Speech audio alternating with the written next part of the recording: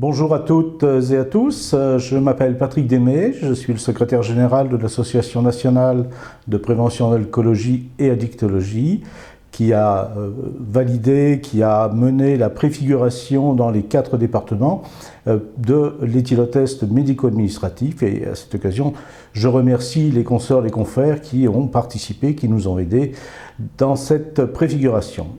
L'EAD, éthylotest antidémarrage médico-administratif, prend sa place à côté de l'éthylotest antidémarrage judiciaire qui relève d'une prescription du juge et de l'éthylotest antidémarrage alternatif qui relève d'une décision administrative prise par le préfet dès le constat de l'alcoolémie routière.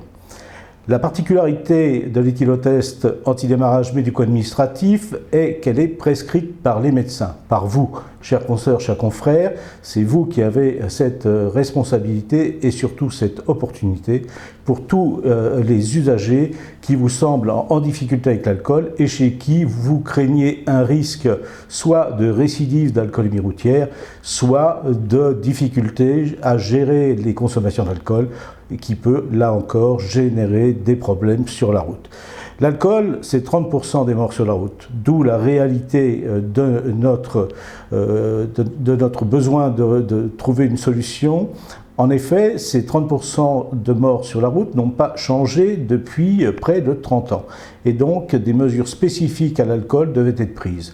L'éthylotest antidémarrage est une mesure de réduction des risques qui améliore la sécurité routière et qui va rendre plus sûre la route et limiter, bien sûr, le nombre de morts sur la route.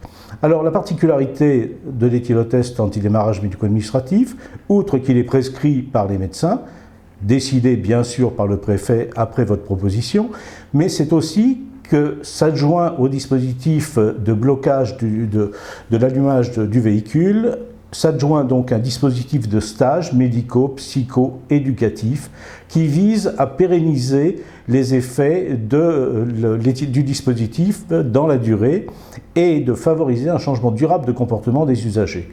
C'est fondamental en effet, puisque quand on regarde la bibliographie internationale, on s'aperçoit que le dispositif EAD fonctionne bien, mais à la levée du dispositif, si rien n'a été fait, le taux de récidive est sensiblement le même qu'avant l'installation du matériel.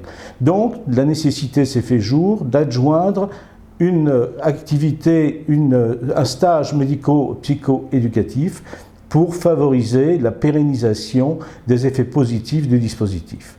Ce stage est un travail de type motivationnel et c'est important que vous puissiez l'offrir à tous les usagers qui vous paraissent en difficulté. La difficulté, vous allez la découvrir, la mettre en évidence en pratiquant de manière systématique le repérage précoce qui s'appuie sur le questionnaire FASS, 5 questions très simples qui permettent de typer le type de difficulté que présente la personne en face de vous et lui proposer de réaliser à chaque fois possible une intervention brève qui, je dois le rappeler, fait baisser la consommation d'alcool de 20 à 30% lorsqu'elle est réalisée de manière systématique. Donc c'est extrêmement important de pouvoir réaliser cette intervention qui peut être extrêmement brève quand on la maîtrise et quand on en a l'habitude. À terme, l'évolution va permettre à l'usager de rentrer dans la gestion de ses consommations d'alcool, ce qui va non seulement permettre un bénéfice sur le plan de la sécurité routière, bien sûr, c'est l'objectif initial, mais aussi en termes de sécurité publique et, in fine, de santé publique et de santé individuelle. Donc on a l'ensemble du continuum auquel répond cet éthylotest antidémarrage médico-administratif qui, rappelons-le, dépend de vous, médecins, des commissions primaires et des commissions d'appel.